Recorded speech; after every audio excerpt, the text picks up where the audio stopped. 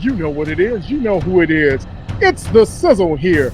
G Sizzle in the building, J Sizzle in the building, and we are here with a hot topic. We're talking about one of the hottest topics out there. We're talking about Ivy Leaguers and Major League Baseball. Iron Skillet Sports presents.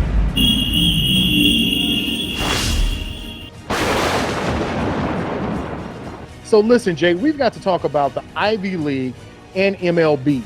What is the Ivy League control of MLB, and what is the Ivy League control of sports in general when we talk about management and management of players and teams?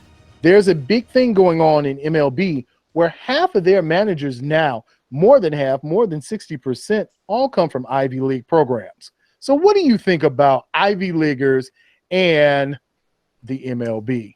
Look, they're smart guys over there.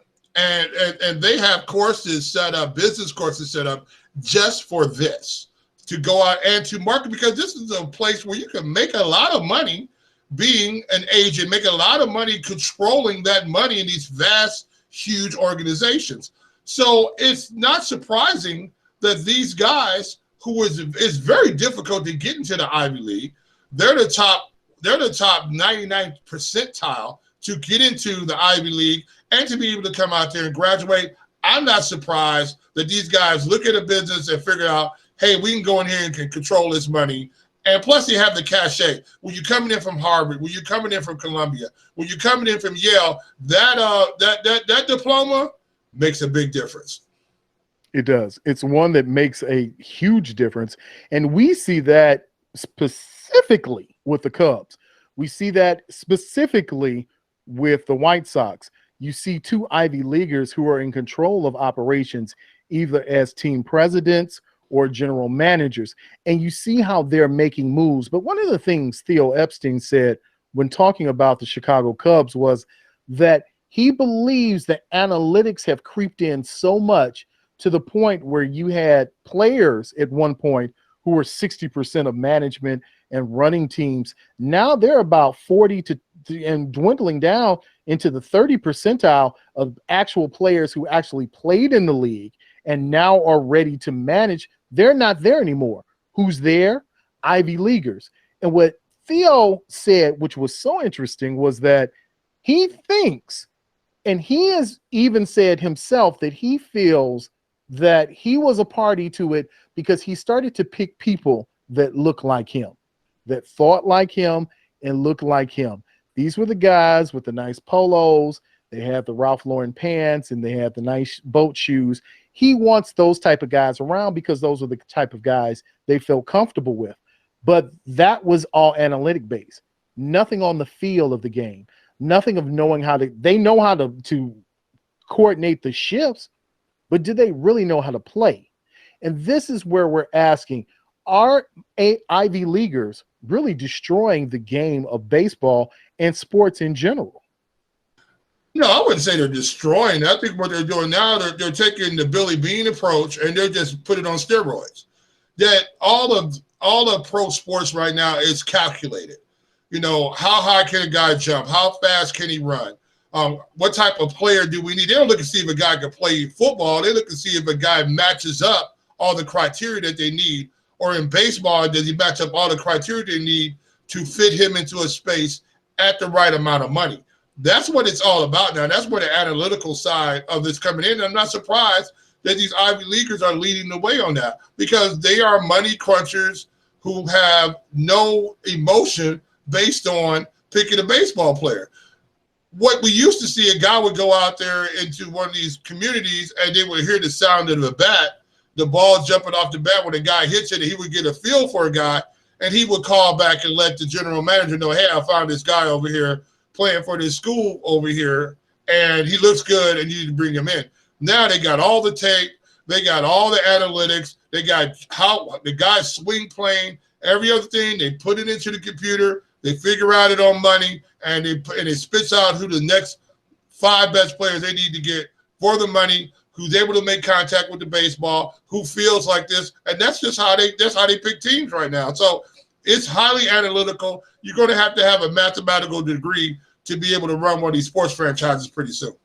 Yes, June Lee from the ESPN article is writing an article on looking at how all of this kind of rolls into what is actually going on in baseball.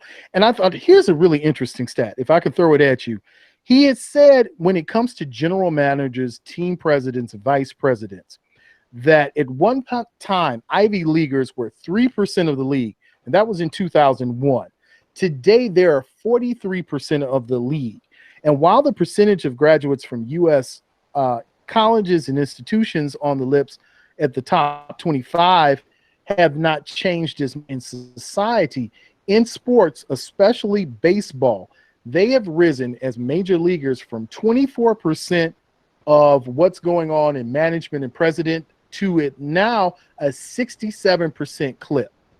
That 67% of all the managers, all of those people who are working in the front offices in Major League are all Ivy Leaguers. So is there a problem with that percentage and what that number looks like?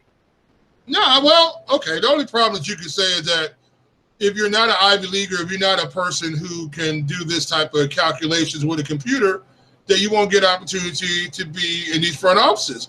But Theo already said, look, I've had black guys. I've hired black people in. I've hired different type of people, but the people I've been hiring in are people who are like me, who are highly analytical, who understand this stuff. I don't have to go back and explain it. I don't get pushback from it.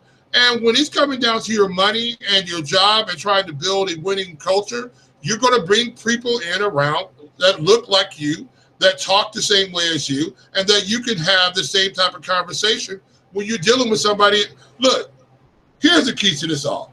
If you want to play the game, you got to get suited up the right way to go to play the game. It's not enough now to have been a very good baseball player or a football player, and now you're going to get moved up to the front office. It's not that way anymore. You're going to have to be able to do these analytics and understand what they're talking about and to be able to communicate those things and make it into a winning culture.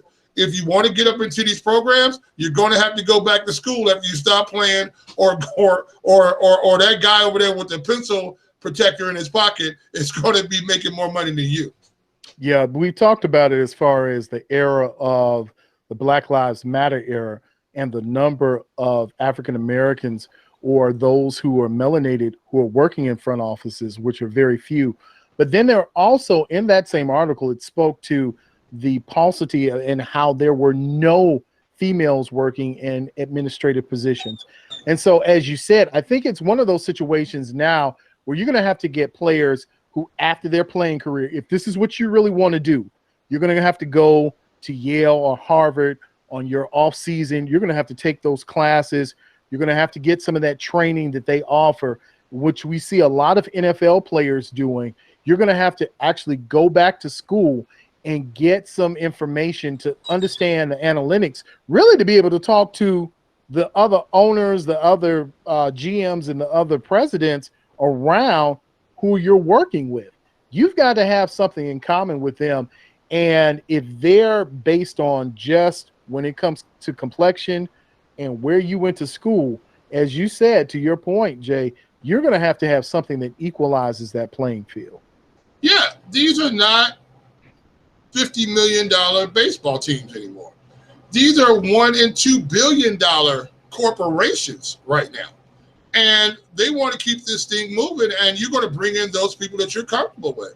I mean, that's just the way it is. And just because you're a great player doesn't mean that you're going to be able to take that greatness and then translate that to be able to coach that or to be able to make the correct decisions. And we've all seen in sport that if you make the wrong decision in picking a player, especially a player that is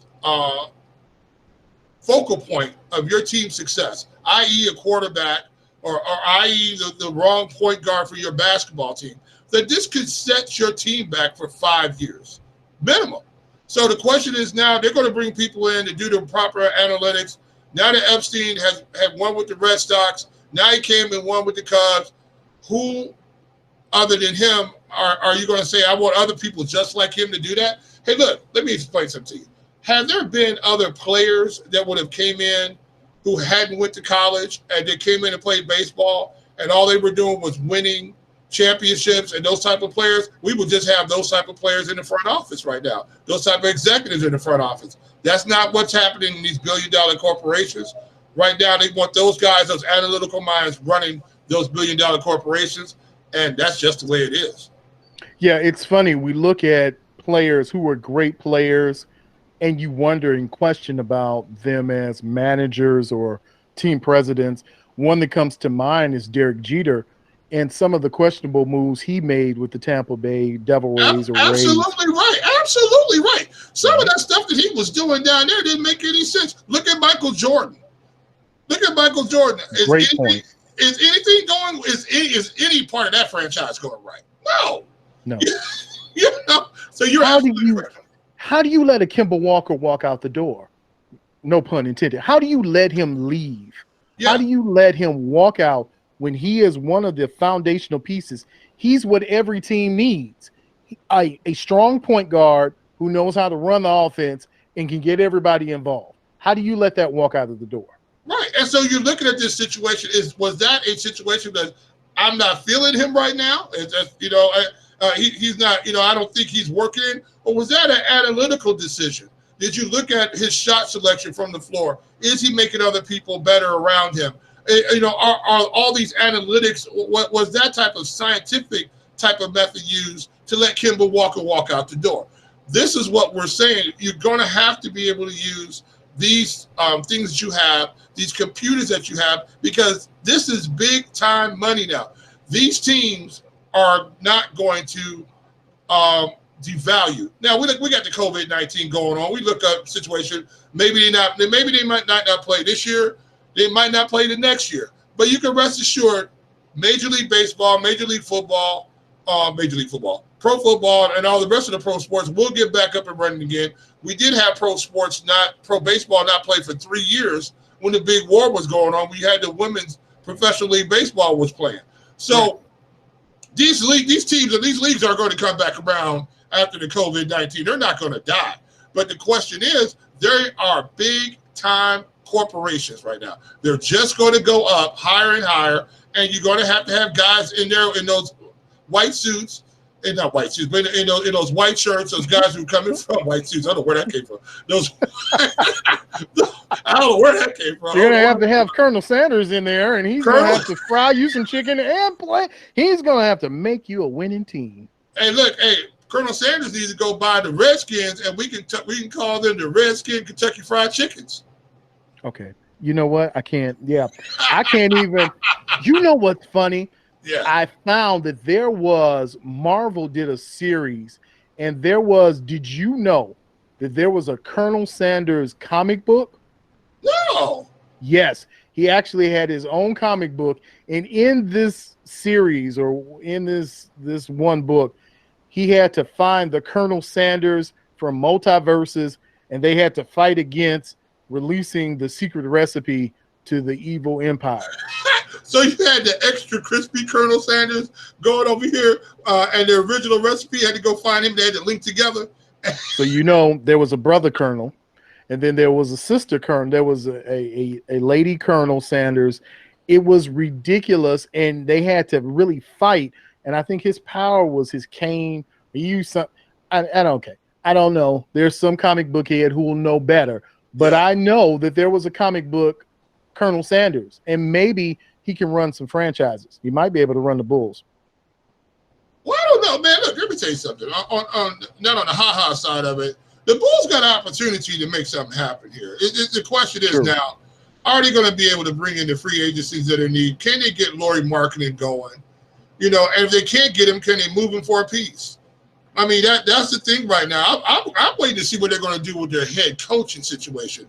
Are they going to run out the same gentleman they've been running out there before? Or are they actually going to step up and get an actual NBA coach in? So it's going to be real interesting to see what happens there. That was one of the things I was reading, an article on the Cleveland Cavaliers. Yeah. They were talking about when Andre Drummond was traded there and how now from Detroit to Cleveland, some people are asking, what are they doing? I always thought they held on to Kevin Love too long. In fact, I felt if LeBron is going, Kevin Love has to be going out the door right along with him. And to extend him, to me, made no sense. Now, in that scenario, I don't know what their analytics told them. For some reason, they felt it was of a surplus for them to keep Kevin Love. But to me, I would say you get assets, acquire assets, and build your team. But these are the little things that we're looking at Ivy Leaguers. Maybe they're saying, just as you just said about the Bulls, I think the Bulls maybe for the first time since the beginning of the Jordan era truly have in a team of a general manager and president who have an idea of what they want and how to get what they want from their players. Yeah, I think Mr. Reinsdorf was loyal to a fault. You know, he held on to John Paxson, he held on to Gar Forman because they were loyal to him and they were generating money for the company. They were saving money for the Bulls and they were making money. Understandable, because we understand this is a business. But the other side of it, from the fan standpoint, but they weren't putting out a great product on the floor. They were putting out a product that was good enough to sniff the playoffs, ease themselves in there. They got lucky when they got in the great number one, Derrick Rose, and that carried them through for a while longer. But they really didn't make any more significant moves after that. And then they just start, throwing out nonsense out on the court after a while, just hoping people will still keep buying tickets. This is finally the first time we really see a change from that because the franchise is starting to be devalued a little bit because people are stopping coming to the games. People are stopped watching the games. Now you're hitting their bottom line, and that's where the problem is. And they said, hey, we got to change this up right now because now we got to put a winning product out there to keep the people coming to the stands and filling up the United Center. So it's very important now. When that money starts hitting it, we're seeing all the way right now in the Black Lives Matter movement, all of a sudden the money started hitting and the COVID-19 started hitting all at the same time. That's why you see the Redskins willing to change their name, the Confederate flag not flying anymore down there in NASCAR. You got them taking a knee over there in F1. You got all types of stuff happening now because the money is starting to be cut off to these major organizations, and they can't have that. So we're going to get that figured out. And that's what these elite guys from the Ivy League are going to figure out, how to keep that money coming into these sports programs. True, because you mentioned earlier, and to your point, the wrong pick or something happening. I remember quite vividly Jay Williams when he was picked by the Bulls in the early part of the 2000s. His injury offset the Bulls again for another 5 years. Stay off the motorcycles. Stay off the motorcycles. I mean, he got a decent career going on now as an analyst and what have you, but this was a guy who was really looked like he was going to be one of the top flight guards to ever play for the Chicago Bulls, and he's riding around a motorcycle. That made no sense to me. Yeah, and it's one of those things where you just wonder where the analytics were in his brain that told him this was a good idea. But when we talk about analytics, Chicago has a very interesting dichotomy. You have Theo on one side, who was successful in the beginning, where he came in, won a championship over a 100-year span. And then you have on the other side of town, you have Rick Hahn with the White Sox, where they've been in a rebuilding phase now for the past 5 to 6 seasons. And it looked like it was getting ready to turn around this season. But now with them playing against the COVID-19s, no one really knows. But I'm wondering, what are the analytics telling a Rick Hahn that the way he's gone about building this team is correct?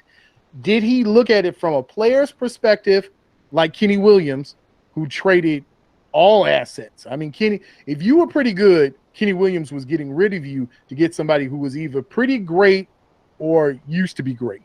And he wanted that on his team. But now Rick Hahn is building through this analytic model.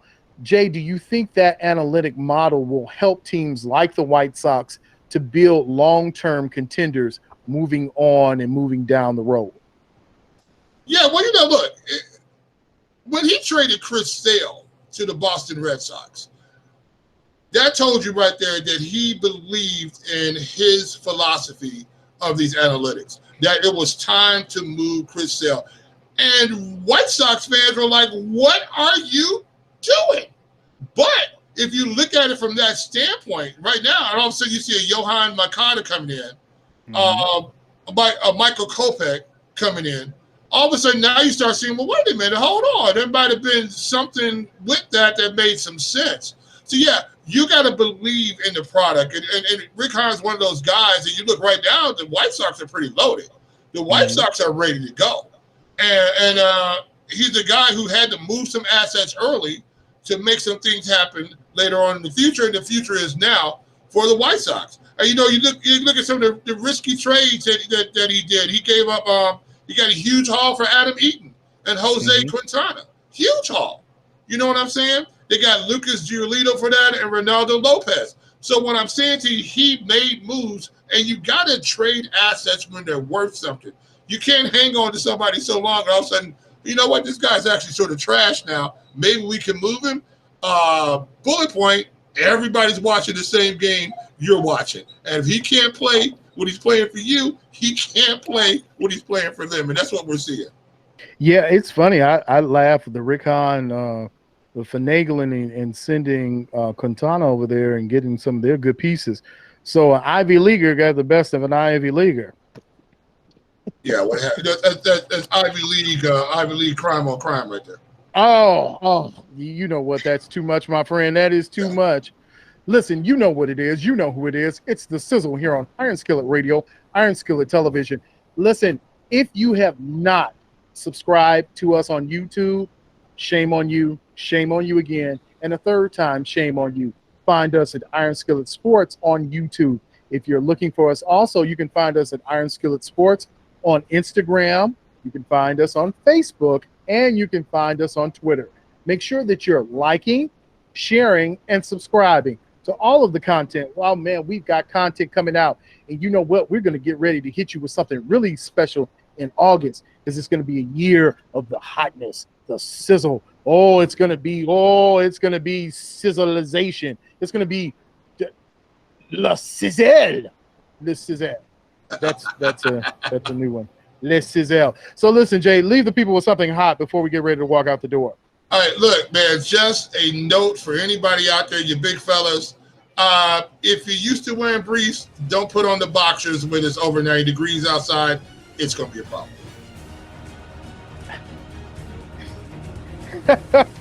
Well, my friend, yes, it is going to be a hot mess. It's going to be a hot problem, and I don't even know where to go from that one. But listen, you know what it is. You know who it is. It's the Sizzle here on Iron Skillet Radio, Iron Skillet Television. We are out. Thank you for listening to the Sizzle here on Iron Skillet Radio.